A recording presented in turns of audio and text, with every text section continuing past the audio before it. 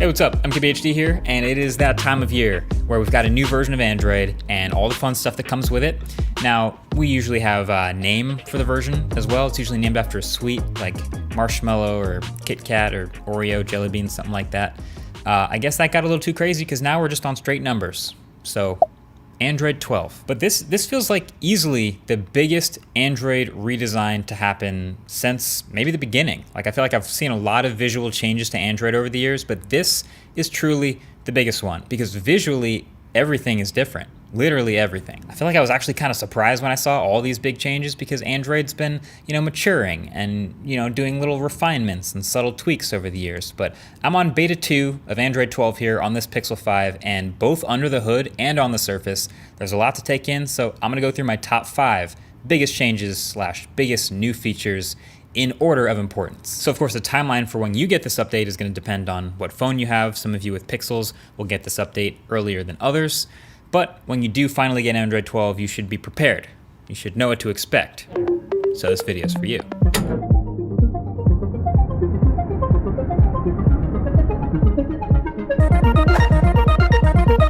Okay, so number 5, this is more of a back-end thing actually, but Android is just going to be getting even smoother and faster. And I've talked about this in the past. You want to see them get as fast and smooth as possible, close the gap with iOS.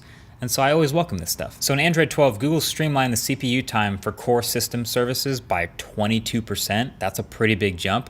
That means no matter what hardware you're on, whether you have an older chip or a Snapdragon 888, as long as it's running Android 12, things should feel a bit smoother. Less jitter, less jank and stutter. Again, this is beta 2 on my Pixel, but I'm already liking a lot of the new animations and the overall smoothness of things when flipping through the UI. And there's no limit to how much optimization is a good thing. But with this software, combined with the rumor sort of floating around that Google may be designing their own silicon for the first time on this next Pixel, that combined could be pretty sweet as far as overall experience. I don't want to get my hopes up too high, but just want to give that a shout out. Now, number 4. These, I think, might fly under the radar a little bit because not everybody uses these, but widgets. There are new widgets. So there's a new widget selector, and there's a new set of all completely redesigned widgets in Android 12. Now, this is the beta 2 right now, so I just have the new widget picker, but I love this, just mainly because for every app that has any widgets, it now will show you in line every single widget that app gives you, how it'll look before you even add it to the home screen, so there's no guessing when you start adding things. And that's very intuitive. Again, you probably only have to set up your widgets occasionally, maybe once in a while, but that's great.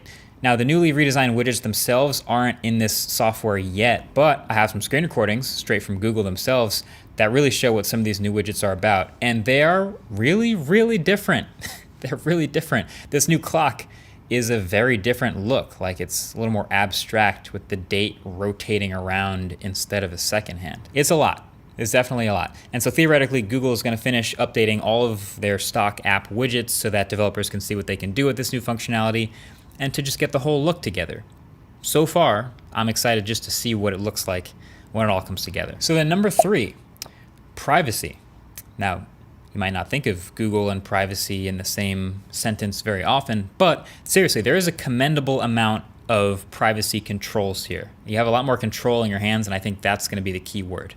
Control. So first of all, they added these indicators to the top corner for when your camera or microphone are being accessed by an app. They're both green and they're in the top right corner. This is something iOS has been doing for a while that we were asking for, although it might have been cool if they were different colors like in iOS, but it's a little bigger and you get a little icon.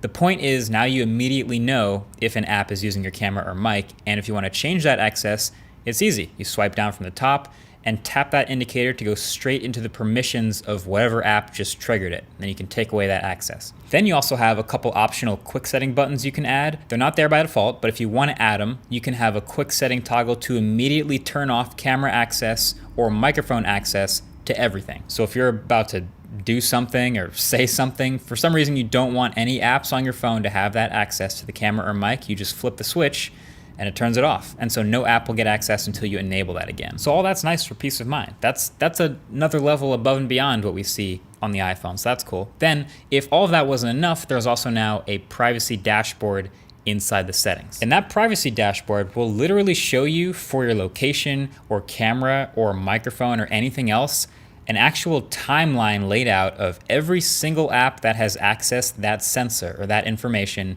and when it did it.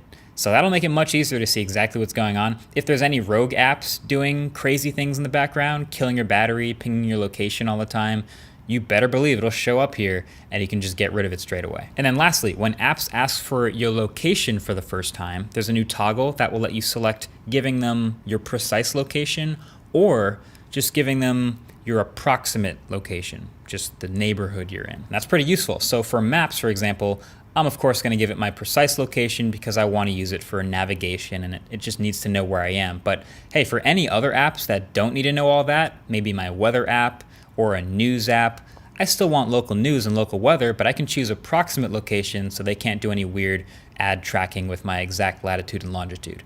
That's pretty sweet. Okay, so number 2, these new quick settings. So it's obviously aesthetically very different. It might even be the most aesthetically defining feature of Android 12. Like every preview you see definitely shows this stuff, but there's also some new functionality too. So you pull down from the top and you've got these huge toggles that are separated from the notifications area, you can see.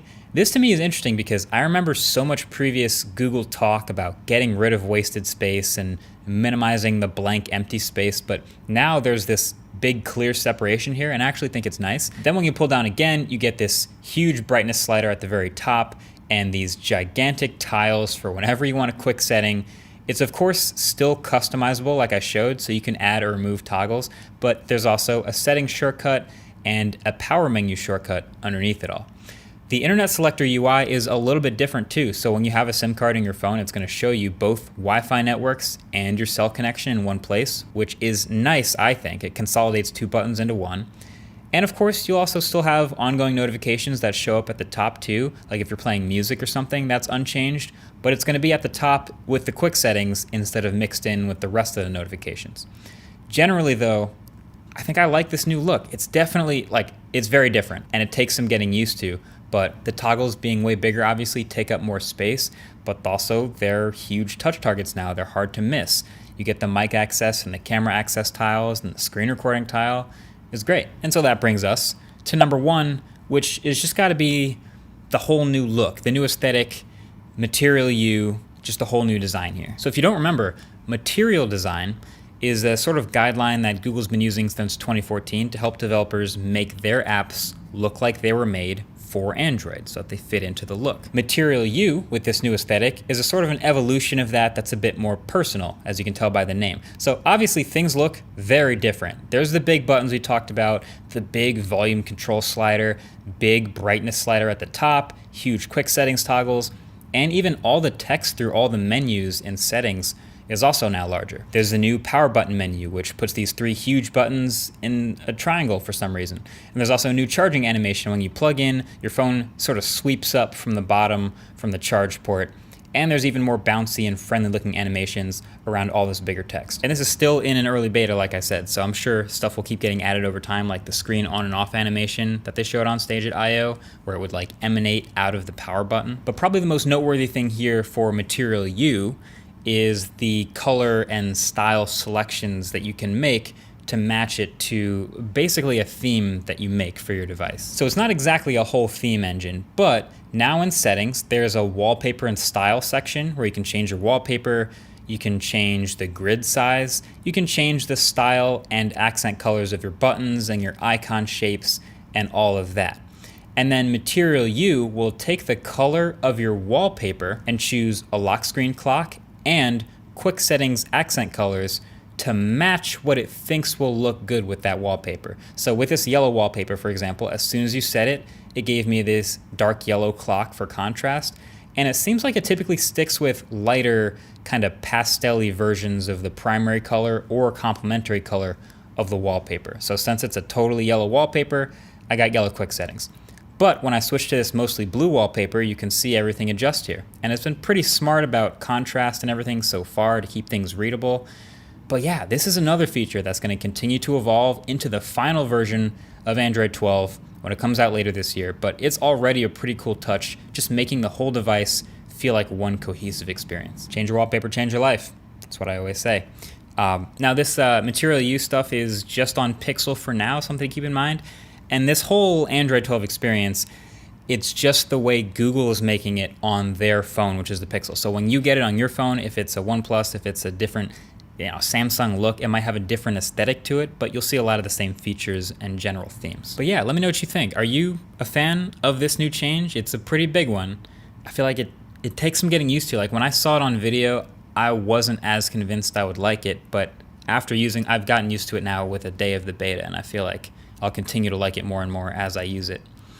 But yeah, that's it. Also, I've done an interview with Google's CEO, Sundar Pichai. So if you haven't watched that video already, I'll link it below the like button. And we also did a deep dive on all this material use stuff on episode 65 of the Waveform podcast, which is now on YouTube. So I'll leave a link to the Waveform podcast YouTube channel below as well. And big shout out to the sponsor of this video, ExpressVPN, because if you care about the privacy features that I just showed you in the latest version of Android, well, then you'll probably also want a VPN. Because even if you are on this latest version, every time you search or watch something or tweet or really do anything from your phone, it's pretty common for third parties to snoop on that, which is not cool. So I protect my data with ExpressVPN. So one of the most tracked data points out there is your IP address.